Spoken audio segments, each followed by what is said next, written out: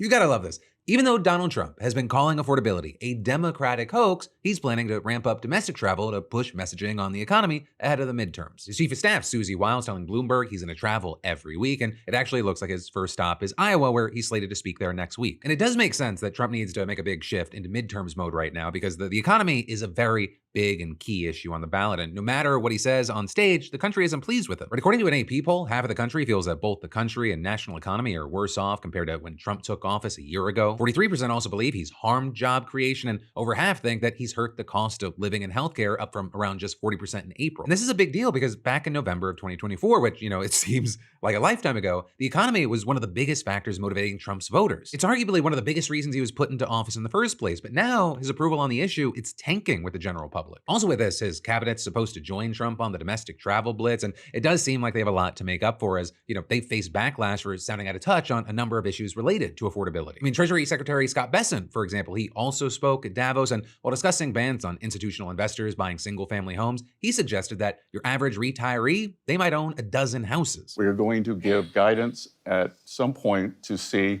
what is a mom and pop that someone, maybe your parents for their retirement, bought 5, 10, 12 homes. So we don't want to push the mom and pops out. We just want to push everyone else out. And his words, they just got torn apart, with many saying it just makes the Trump administration look like they're totally out of touch with the reality that Americans live in. And Bessent is by no means the only person making these kinds of comments. Just last week, you had Agriculture Secretary Brooke Rollins doing an interview on the administration's new dietary guidelines and insisting it is very affordable to feed a family on that advice. We've run over 1,000 simulations. It can cost around $3 a meal for a piece of chicken, a piece of broccoli, corn tortilla, and one other thing. And so there is a way to do this that actually will save the average American consumer money. With just so many people appalled that she was suggesting that, yes, of course, it is very affordable to feed your family. Just give them like 3 bites of food. And so there you saw Democrats seizing on this, writing things like Trump gets a gold-plated new ballroom, you get a piece of chicken, broccoli, and 1 corn tortilla. And all of this, it just compounds Trump's and the GOP's fear that affordability could cost them the midterms. You might think, well, based on the way that his cabinet's speaking and Trump's own Davos speech mess,